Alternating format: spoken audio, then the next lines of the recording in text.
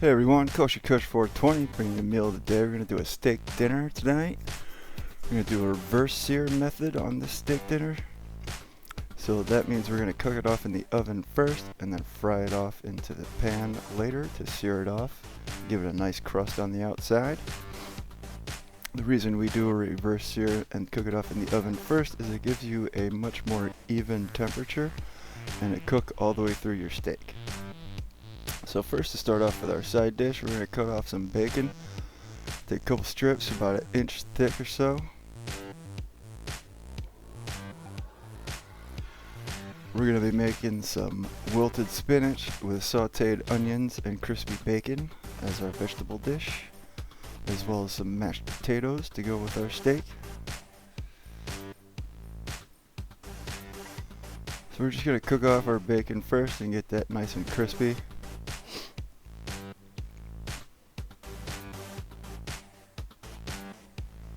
So we've got a nice hot saute pan. We're just going to put in our bacon, break it up, get those slices all separated, make sure everything's cooking evenly.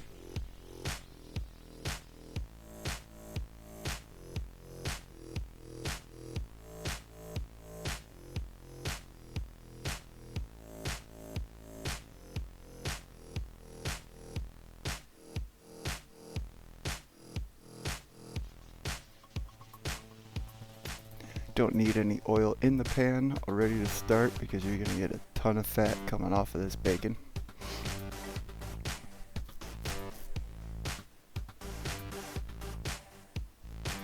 So you can start to see it's cooking away. We're starting to get some color, rendering out all of that fat.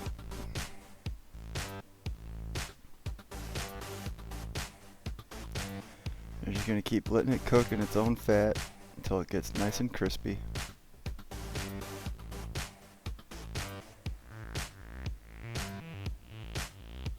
Make sure you keep stirring it every now and then so nothing's burning and everything's getting a chance to cook evenly. See, a lot more fat is all. Bacon's all cooked down. It's got a good golden brown to it. So we're going to scoop all that bacon out and reserve that fat to cook our onions and spinach in later. This fat is flavor. It's delicious. Deliciousness.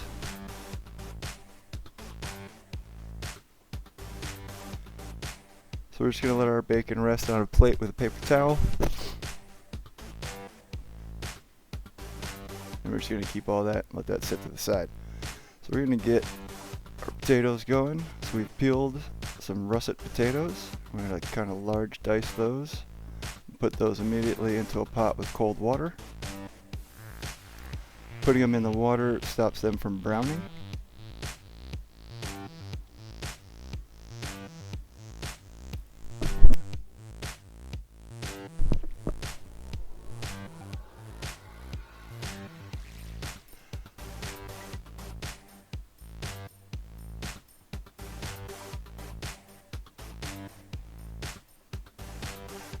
Alright, so we've got all our potatoes in. We're going to bring those up to a boil and just let those cook away. Next we've got our steaks, some beautiful ribeyes here, or some strip steaks actually.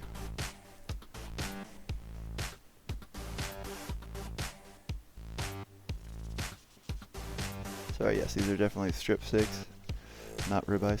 I was thinking of a different steak dinner video for a second. So we're going to oil these up. And then we're going to season them with a little barbecue rub that I have. It's got like dried chilies and garlic powder and paprika, cayenne, salt, pepper, a whole bunch of other stuff. You can find some sort of barbecue rub or use your own spice mix that you prefer. The whole point is we're going to pull the moisture and things out of the steak and infuse it with the seasonings while it's slowly cooking in the oven.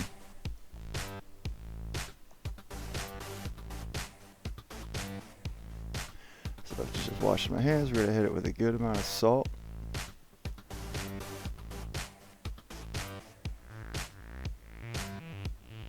Make sure we hit both sides.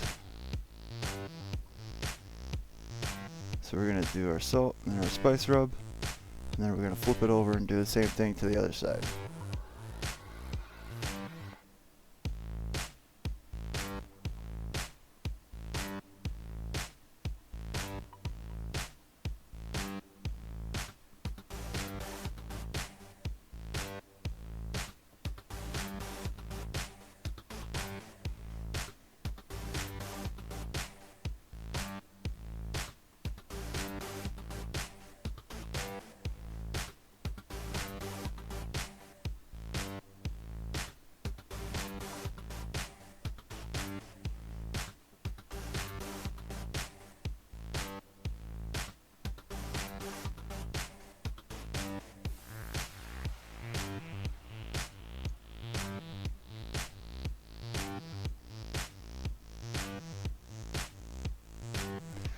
And then just kind of hit the sides of the steak as well with whatever little bit of spices that fell off onto the tray.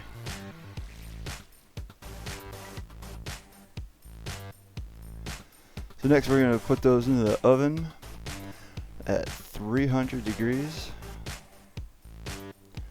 First I gotta finish washing my hands. Always want to stay clean and sanitary when you're working in the kitchens.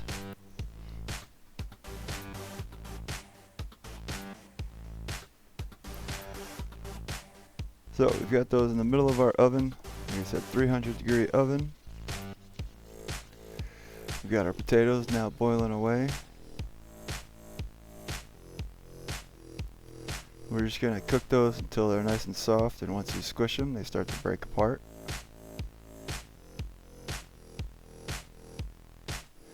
And then we're just going to strain those off and return them back to the pot. Put them on low heat. We're going to pot dry them a little bit to get some more of that moisture out of there.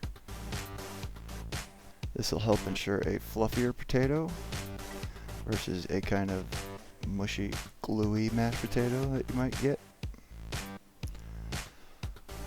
Your gluey potatoes can also come from over mixing. So you really just kind of want to break them up. So we got all those big chunks broken down. Then we're just going to add our butter and let that melt into the mix. I use a lot of butter when I make mashed potatoes.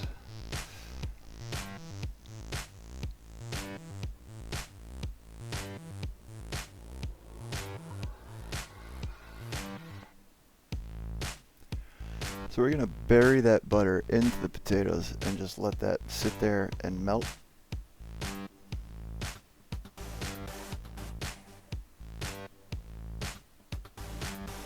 Just let that sit for a good couple minutes. We're going to add in just a touch of milk. And with that butter all melted, we're going to mix everything together until all that liquid is incorporated and we're not over mixing our mashed potatoes.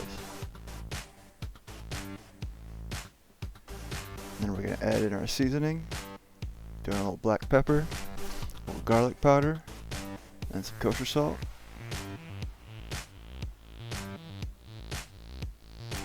I always use and recommend kosher salt over regular iodized salt.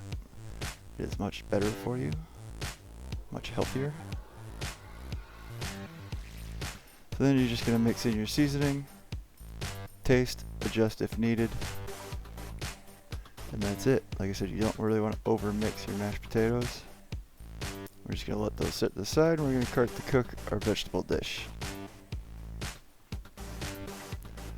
So first we're going to take our onion. We're going to use about half our onion. And we're going to julienne this.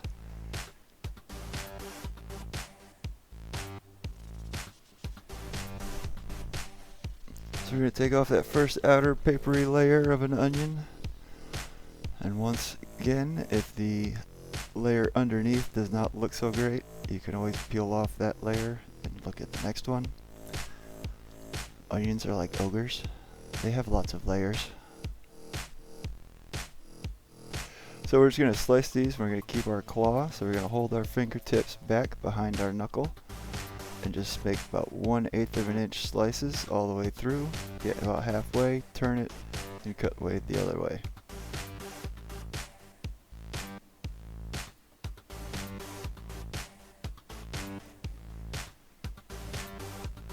So, like I said, we had all that delicious bacon fat left over from earlier. So we've got that nice and hot again. We're going to add in our onions, and we're just going to start to cook those off.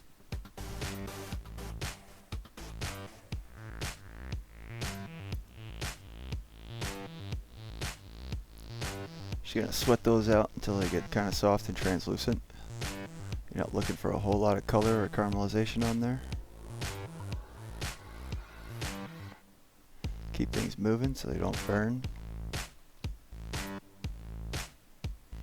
Just let them fry for a little bit.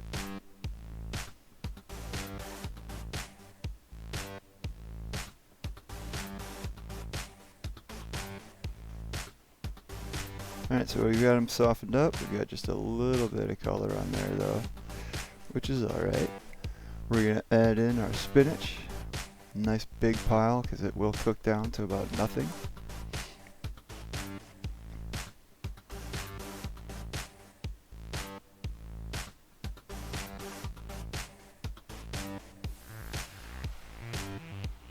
We're just going to kind of let that cook in there, try to mix it up a little bit. As it wilts down, we can finally get a lid onto it. And just let that steam cook down the spinach.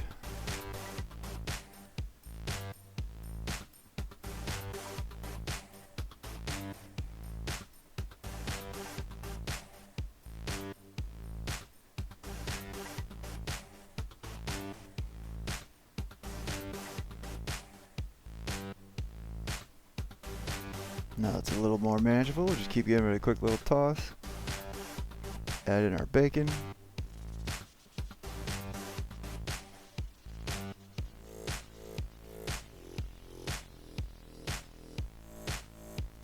Season it.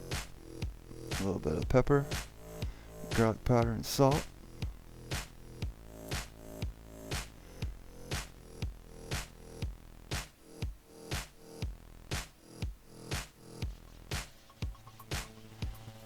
You will get some salt from the bacon, so you don't necessarily need a whole lot of salt. So our steaks have come out. They've reached an internal temp of about 120. You can see it's still pretty raw kind of looking on the outside. All that moisture has been brought out from the center of the steaks. Excuse me. So now we're just going to give it a quick sear. Get a pan nice and hot. A little bit of oil.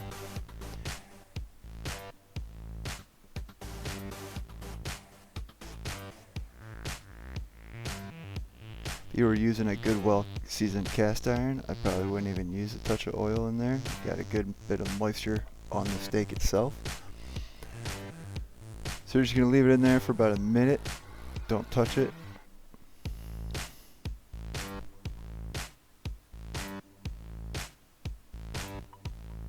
You're just really letting that outside crisp up, get a nice good char and a good crust to it.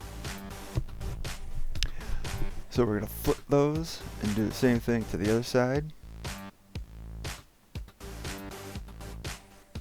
You are going to want to let your steaks rest a little bit in between pulling them out of the oven and when you hit them in the pan, because you don't want to keep overcooking it because you are getting some heat obviously from the saute pan. I like to just hit all the sides on my steaks just a little bit just to get your edges and get that fat cap.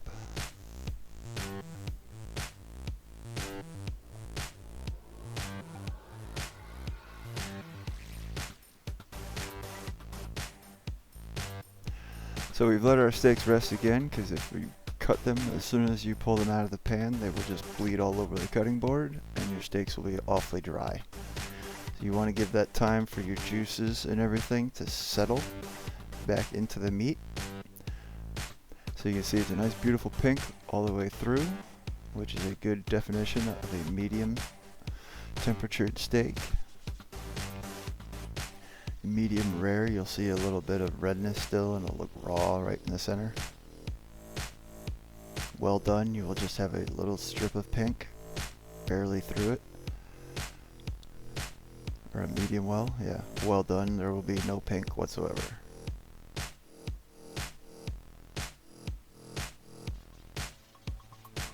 So to plate, we're going to start off with a good pile of mashed potatoes. We're going to scoop on our vegetables.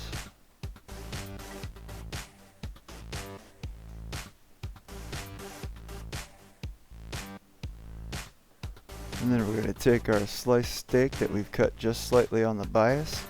So when you cut on the bias, you're creating even shorter muscle fibers, which makes your meat not so chewy. And just kind of fan that out around the mashed potatoes. And there we have our delicious steak dinner, done in a reverse sear method. Hope you guys enjoy.